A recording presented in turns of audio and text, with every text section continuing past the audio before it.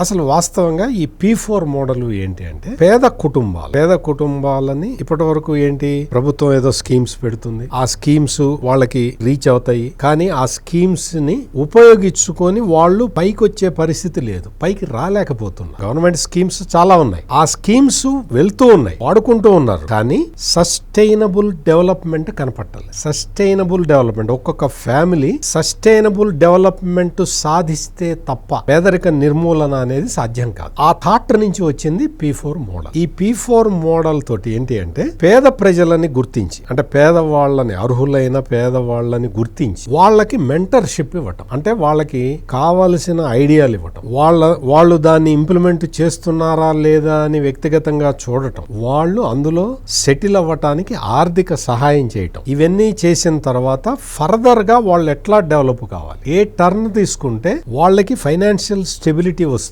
అనేది చెప్పటం అనేది ఈ P4 మోడల్లో ఉన్న కాన్సెప్ట్.